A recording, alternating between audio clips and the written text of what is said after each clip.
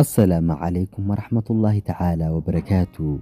saaxiibada qiimaha badan ee ku xiran janaalkan soo dhowaada waa mar kaliya muuqaal cusub haddaba muuqaalkan waxaan uga hadlaynaa musalsalka walaalaha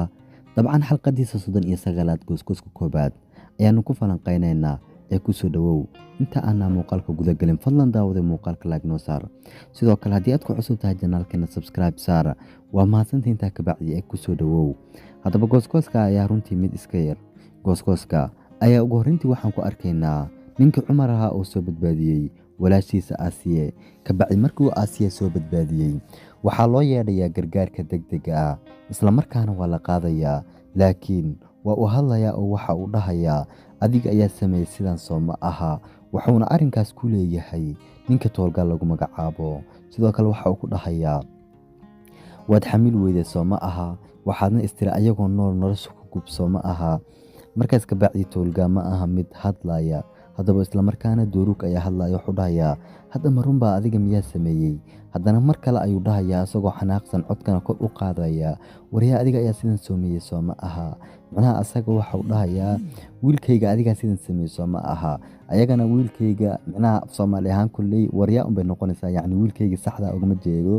oolum bunay iyo maysoon intaba waa isku mid laakiin af soomaali ahaan waxay noqonaysaa wiilkayga laakiin ayaga ahaan waxay u isticmaalaan waryaa ayay u isticmaalaan oo labada ereyba u isticmaalaan wiilkayga iyo waryaa ahaan bay soomaali ahaan noqonaysaa wiilkaygana way noqon doontaa markaas kabacdi toolgaa ilaaya hadda ma aha mid asaga u jawaabay haddaba ninkii rasuulaha waxaana la tusayaa oo la hadlaya caakifata kuul kuna leh caaw waxaan la kulmayaa qoftii suusaan ahayd markaas kabacdi caakifood mooda inuu ka agdhaqaaqay ayaa waxa uu leeyahay caawa ayaad fursad ku heshay soo ma ah waxaadna rabtaa in aad caawa yacni fadeexayso kama wada yacni micnaha isagu waxa uu leeyahay oo keliya caawa oo keliya aad fursad ku heshay miyaa isaga haddii aan eegno waa mid keligii meel taagan waxaan filayaa hadalkan marka uu leeyahay in uusan qof u jeedin oo asaga keligii isla hadlaayo markaas kabacdi ninkaas lagu magacaabo dabcan rasuul oskaya ayaa mar kale hadlaya waxa uuna dhahayaa haddii aysan wax dhibaato a dhicin yacni waa hadal runtii loogu talagalay in yacni jahwareer uu bixiyo tusaale marka hore waxau dhahay rasuul oskaya caawa waxaan la kulmayaa suusaan ninkan caakif lagu magacaabana waxau dhahay ma waxaa tiri caawa ayaan fursad ku haystaa ama caawa ayaan fursad u haystaa ayaad ula jeedaa micnahaaga markaas kabacdi lama hubo ereygaas markuu caakif leeyahy inuu rasuul oskaya hortaagan yahay rasuul la weydiinayo islamarkaana rasuul waa uu jawaabayaa waxa uu leeyahay haddii aysan dhibaato dhicin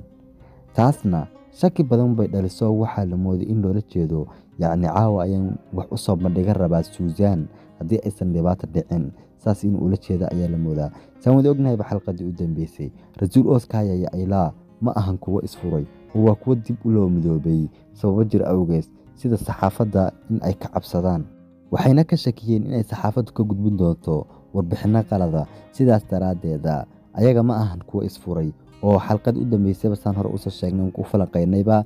ma ahan kuwo isfuray waana kuwo iscafiyo haddana waa nin iyo dabcan naagtiisa oo kale ama labo family dhisan waaye haddaba markaas kabacdi haddii aan goosgoos ka sii wadanno waxaan arkaynaa waxaa kulmay ugu horreyntii suusaan iyo sidoo kale ninkii rasuul oskaya ahaa way kulmeen ha kulmaan ma xumee ayagoo dabcan isagoo leh haddii aysan wax dhicin waxaan u sheegi rabaa ayaa waxaa dhacda haddana inaa la tuso isagoo albaabka qof ka furay ha ka fura ma xumee qof ka furay waxa uu ku dhahayaa idinka halkan maxay ka qabanaysiin haddaba ilaan qoftaasi waa aylaa iyo nabhaad oo wada socda markaas kabacdi aylaase u soo socoto waxay u imanaysaa suusaan ayadoo hadlaysa waxayna dhahaysaa yacni miyaadan ka xishoonaynin ninkayga in aad cunto la cunto idinka keligiinna markaas kabacdi waxa ay dhahaysaa soo ma ogid haddii dadka bannaanka jooga ay idin maqlaan dabcan waxaa la dhahayaa naagtii shaqiiqadahayd ee dabcan ninka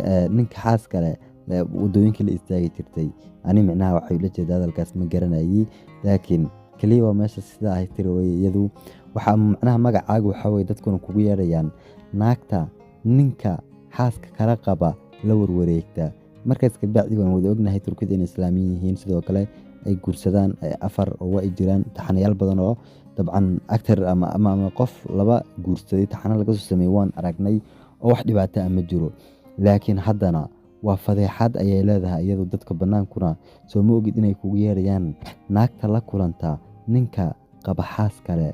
Markaas ka bacdi Susan waxay soo qaadaysaa koob biyo ah, wejiga ayayna kaga shubaysaa Ayla oo markii labaad wax ku samaynaysaa. Mar haddaba waxaana la tusayaa ninkii uljaan ahaa asagoo leh waxaana arkayo Maria mise waa dhabtii. Haddaba waxa uu arkaya waxa ay tahay yarkii Anas ahaa iyo jacaylkiisa iyo sidoo kale walaashiisa ayaa waxay imaadeen Atamaan College. Waxaana rajaynayaa markaan in ay ka dhigan doonaan ama in ay dhigan doonaan Atamaan College. Saan hore idinku sheegnayba Anas Tinir waa mid muhiim u ah doorkiisa ama doorkiisu waa mid muhiim ah, mid dheedheelana ma ahan, mid kaftana ma uusan hayn. Haddana waa mid ka soo muuqan doona siyaasadda ee musalsalka Karadeslarim. Si rasmi ayaan u daawan doonaa waxyaalaha uu sameynayo oo dhan. Markaas ka bacdi waxa uu dhahayaa yacni diyaar ma u tihiin kulankeena labaad. Isla markaana waxaa soo eegaya eegma daran ku soo eegaya ninkii Cumar lagu magacaabayay.